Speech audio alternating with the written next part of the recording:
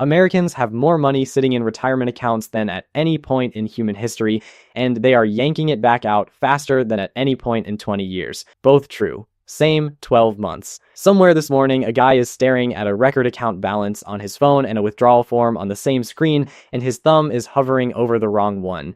My name is Nick, and I've spent an unreasonable share of my life reading spreadsheets that explain why hardworking people end up 70 and still setting an alarm. If you've ever put money into a retirement account and felt absolutely nothing happen, hit subscribe, because today we're fixing the order of operations. Not the amount, the order. 3 people are walking through this with you. Ella, 37, dental hygienist in Reno. Josiah, 44, runs an HVAC crew outside Toledo. Olivia, 29, claims adjuster in Charlotte. Same paycheck, 3 different leaks. One of them ends this decade with almost nothing, and it isn't the one you'd guess. Let's start with the destination, because almost nobody actually prices out what never working again costs. The standard rule is 25 times your annual spending, not your income. Your spending. The Bureau of Labor Statistics puts average household spending at $78,535 a year. That's a mean dragged upward by high earners, so roughly half of households spend meaningfully less. But take it at face value, and 25 times it is just under $2 million. That's the price tag in one number. Now here's where America actually stands. Vanguard just published its 25th annual report covering nearly 5 million workers, and the average 401k balance hit a record $167,970. That sounds encouraging until you look one column over. The median, the person standing exactly in the middle of the line, has $44,115. Run the standard 4% withdrawal on that, and you get $1,765 a year, $147 a month. That's a tank of gas and a mid-sized grocery run. That's not a retirement, that's a Tuesday, and it doesn't touch the electric bill. The gap between those two numbers is not a story about who works hard and who doesn't. Ella, Josiah, and Olivia all work hard. Ella scrapes plaque off strangers' molars 40 hours a week. Josiah has been on a roof in August. The gap is about sequence. Almost everyone attacks this problem in the wrong order, and the wrong order quietly eats 15 or 20 years. Here's what most people do. They get serious, they open an app, they start investing, and 11 months later something breaks, the money comes back out, and they decide this stuff doesn't work for people like them. It works fine, it was just plugged into a bucket with holes in it. So 4 of these 5 things aren't investments at all. They're leak repairs. Only the 5th one is about growth, and it only works after the other 4. Step 1 is the only guaranteed return anyone will ever offer you, and it is sitting in your payroll portal right now behind a password you set in 2019 and have not thought about since. Employer matching contributions have quietly climbed to a record. The average employer promises a match worth 4.7% of pay. The median promise is 4%, which tells you the average is being pulled up by generous plans at big companies, so check yours instead of assuming. But the structure is the same everywhere. Your employer has agreed to hand you additional money in cash for doing paperwork. This is the least American transaction ever invented, and most people walk right past it because claiming it requires finding a website, remembering a login, and typing a number into a box. Ella makes $60,000. Her plan matches 50 cents on the dollar up to 6% of pay. So if she puts in $3,600, her employer adds $1,800. That's an instant 50% return before the market does anything at all. Nothing else in finance offers that. Not real estate, not crypto, not your brother-in-law's supplement company. Now watch what happens if she does only this and nothing else. The employer money alone, compounded for 30 years at 7%, comes to $266,000. At a more conservative 5%, $187,000, that's from the portion she never contributed. That's the tip. Here's the trap though. Automatic enrollment is now standard, and it has genuinely helped. Participation among eligible workers hit a record 86%, but it gets you in the door at a default rate, and the default is usually below the full match. So you get the warm feeling of participating while leaving a chunk of your own compensation on the table. The last time anyone measured it properly, about 1 in 4 workers were missing part of their match at an average of $1,336 a year. That's not a savings mistake, that's a pay cut you volunteered for.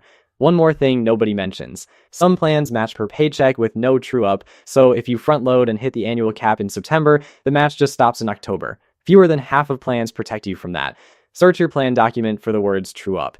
10-minute read, occasionally worth thousands. The second thing is the one everybody skips, and it is the only reason step 1 survives. Buy yourself 90 days of saying no.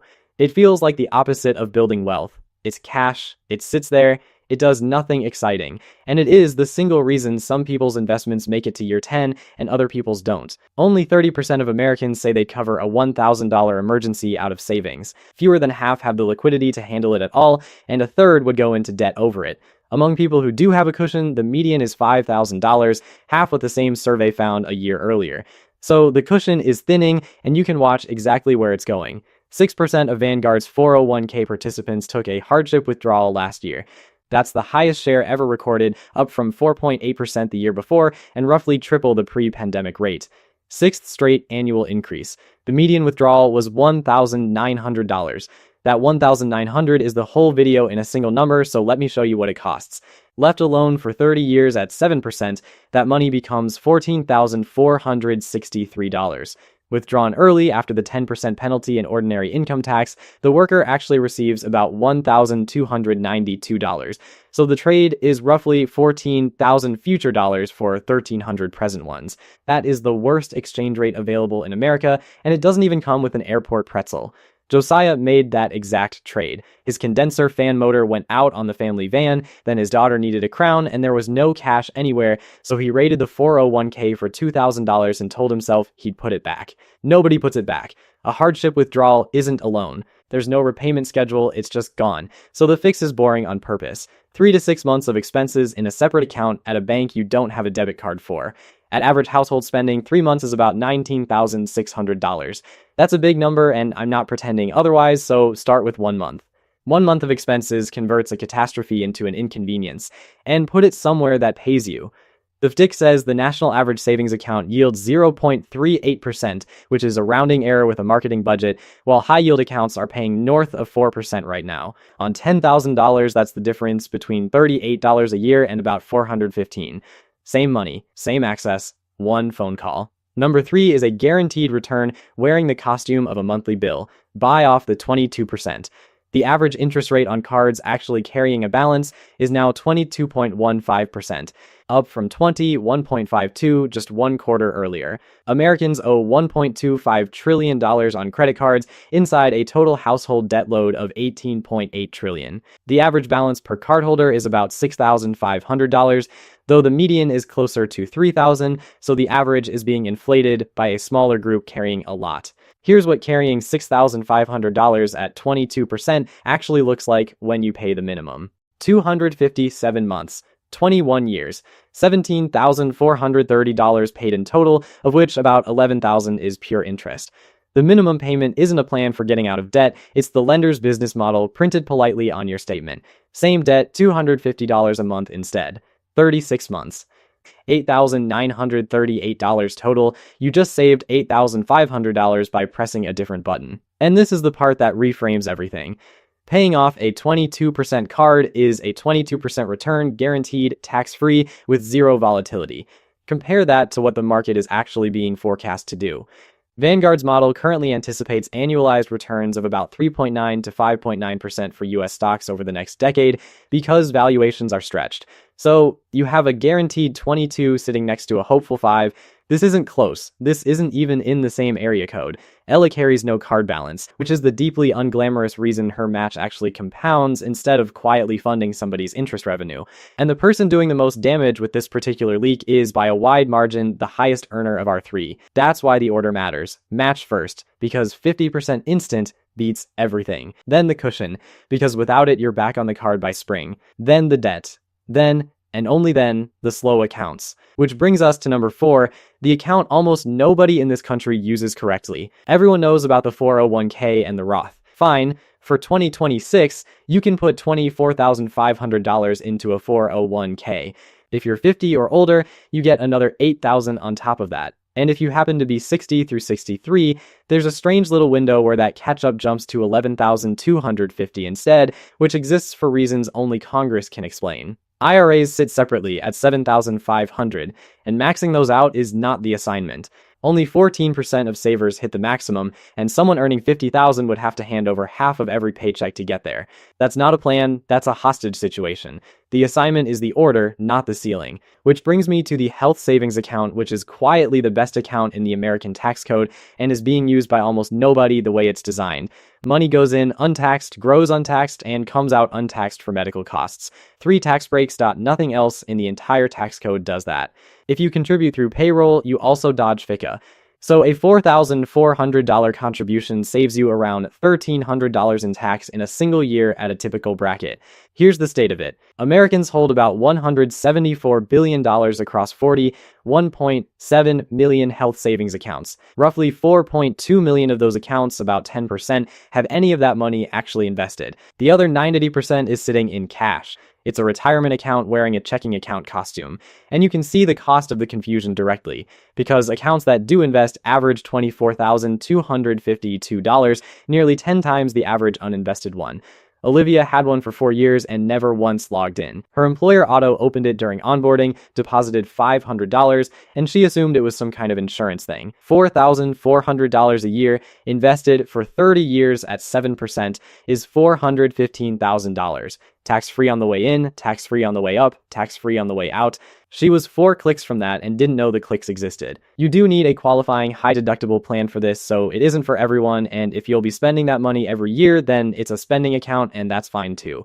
But if your plan doesn't qualify, don't check out on me here, because the same move exists for you in a different building. Your version of step 4 is a Roth IRA, funded and then actually invested rather than left sitting in cash, which is the identical mistake wearing a different account number. But if you can cover current medical bills out of pocket and leave the account alone, it turns into the most efficient retirement vehicle you will ever touch. By the way, I opened a school community where I break down exactly this kind of thing step by step with the actual spreadsheets, plus how I build income outside a paycheck in this economy. It's free, the link is below, and I'd genuinely like to see you in there. Okay, back to it. And the 5th thing is the one that actually decides it, because savings rate is the only variable in this equation that ever really mattered. You buy your raises back. Here's the number I promised you at the start. As I'm recording this, the US personal saving rate is sitting at 2.6%, and it has been drifting downward all year. If you save 2.6% of your income and earn a reasonable 5% real return, the math says you reach 25 times your spending in roughly 80 years.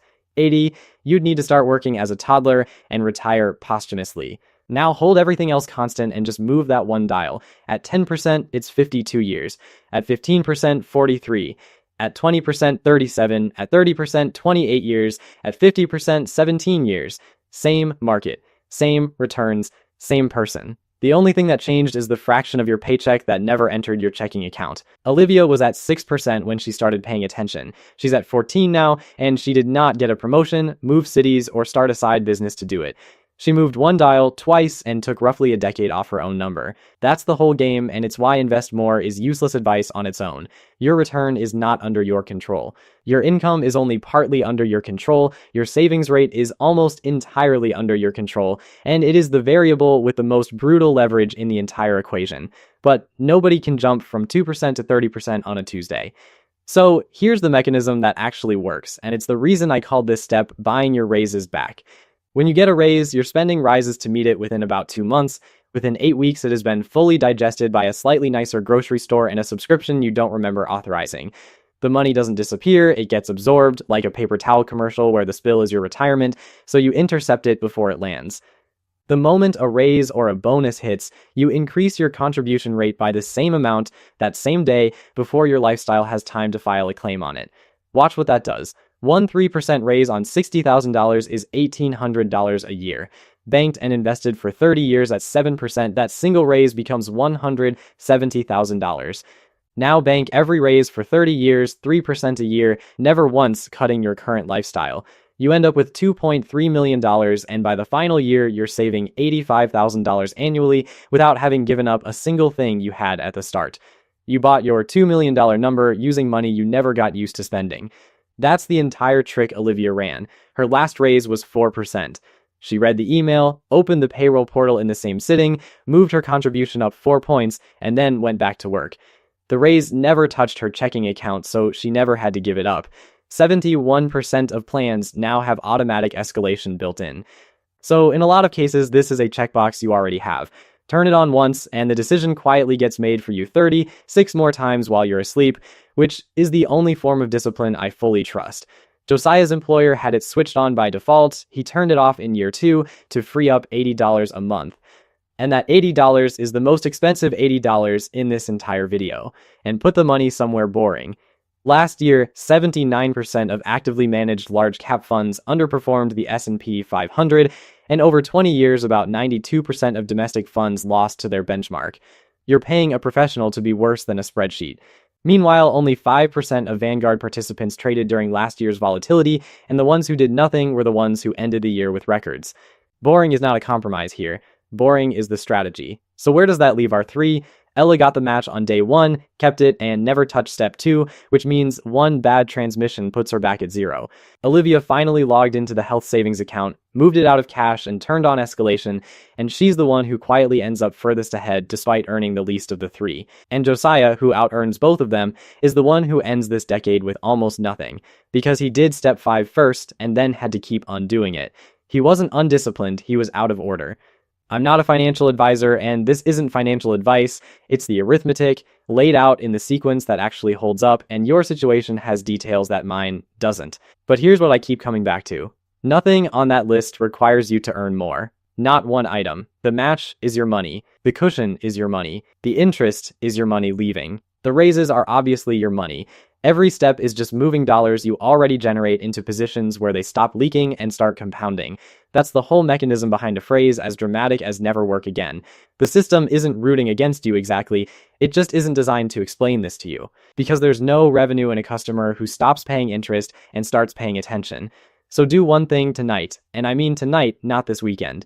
Open your payroll portal, find your contribution percentage, find whatever your employer matches, and make those two numbers meet. That's the entire assignment. It's the highest return you will ever be offered, and it expires quietly every year you don't claim it. Everything after tonight is just that same move on repeat. Your pay goes up, that number goes up with it, and somewhere in there the arithmetic flips and work becomes something you choose instead of something you owe.